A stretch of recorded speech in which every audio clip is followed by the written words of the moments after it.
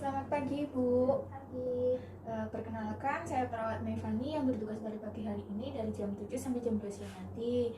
Sebelumnya, bisa Ibu sebutkan nama dan tanggal lahir Ibu sambil saya cek dengan gelangnya, ya? Ya. Permisi. Purna 17 April 1980. Oke, sudah sesuai ya, Bu, ya. Jadi tujuan saya di sini, saya akan memberikan pendidikan kesehatan tentang pencegahan infeksi pada bayi baru lahir. Kan Ibu kemarin baru saja melahirkan ya, Bu, ya, dan saya lihat-lihat Ibu juga tadi sedikit cemas ya, Bu, ya. Nah, nanti prosedurnya saya akan menjelaskan dengan media yang sudah saya bawa ini ya, Bu, ya. Dan Ibu tinggal memperhatikan saja apa yang tadi saya jelaskan, apa yang nanti akan saya jelaskan ya, Bu, ya. Dan ini untuk medianya sudah saya siapkan. Kalau dari sini kelihatan tidak, Bu? Iya. Oke. Kalau begitu saya mulai ya, Bu, ya. Kemudian tutup tirai dan cuci tangan.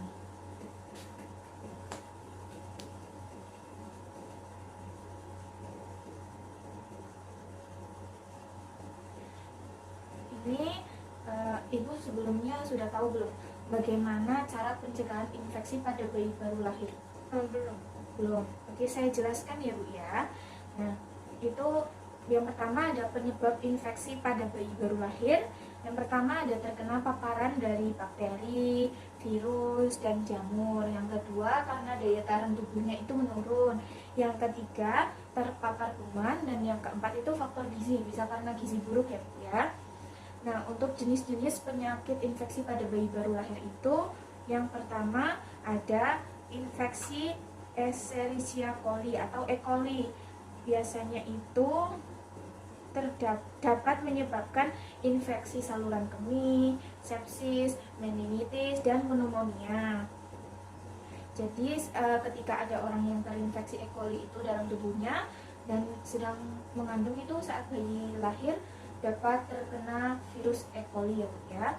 Nah, yang kedua ada meningitis. Meningitis itu peradangan pada selaput yang mengelilingi otak dan sumsum tulang belakang. Biasanya disebabkan oleh virus, jamur, dan bakteri termasuk Listeria, GBS, dan E. coli. Yang ketiga, kandidiasis atau jamur. Biasanya ditemukan di tubuh semua orang, menyebabkan kandidiasis infeksi jamur. Biasanya itu kalau bayi kan suka pakai popok ya, Bu, ya. Nah, ketika popoknya itu udah lama dipakai tapi nggak diganti-ganti, itu dapat menyebabkan ruam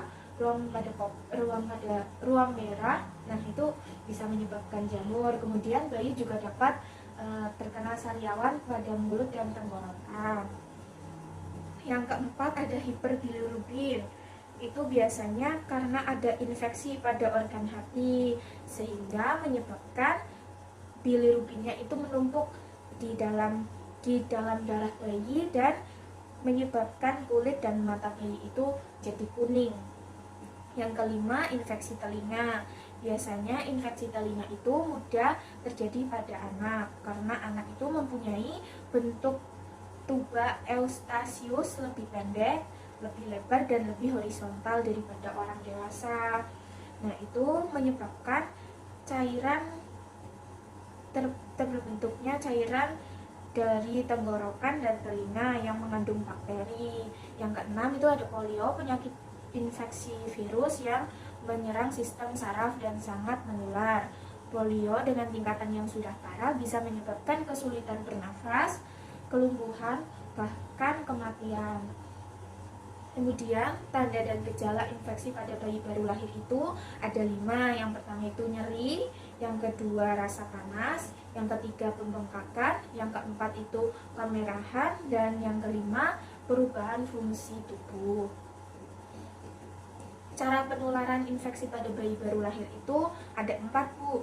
Yang pertama kontak kulit dengan penderita yang terkena infeksi itu. Yang kedua, terpapar cairan tubuh seperti air liur dan darah orang yang terinfeksi. Yang ketiga, penularan dari ibu ke anak seperti ibu menyusui dan saat melahirkan.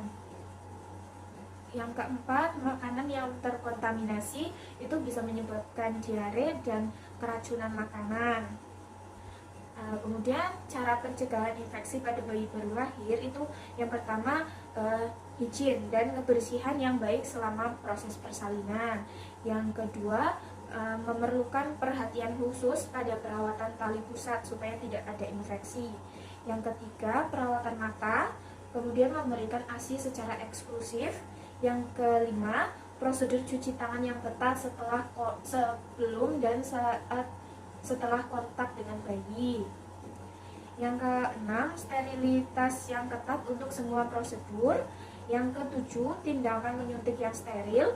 Yang kedelapan, hindari transfusi darah yang tidak diperlukan. Dan yang terakhir, tidak menggunakan air pelembab dalam inkubator. Kemudian ada cara pengobatan dan perawatan infeksi pada bayi baru lahir. Yang pertama dengan pemberian antibiotik. Kemudian ada pemberian obat antivirus, mengompres air hangat pada bagian yang terasa nyeri, kemudian merawat luka infeksi dengan benar, memperbanyak istirahat, dan melakukan transplantasi hati untuk penderita hiperbilirubin. Tadi sudah saya jelaskan. Bagaimana setelah saya jelaskan, apa sudah ada gambaran? Iya, sudah lebih jelas. Sudah jelas ya Bu ya. Sekarang saya mau tanya ini Bu, kan tadi katanya sudah jelas penyebab infeksi pada bayi baru lahir itu apa saja Bu? Coba jelaskan. Yang pertama seperti daya tahan tubuh menurun, Ya. kemudian terkena paparan dari bakteri, virus, dan jamur, Yes. kemudian karena terpapar kuman. Iya benar ya Bu ya. Nah tadi Ibu sudah memperhatikan saya dengan baik dan benar. Kalau begitu saya pamit ya Bu ya. Apa ada yang mau ditanyakan? Gitu. Kalau begitu saya pamit. Nanti jika Ibu memerlukan bantuan saya atau ada hal yang ingin ditanyakan, silahkan tanya ke saya saja ya Bu ya. Kalau begitu terima kasih ya Bu ya. Cuci tangan.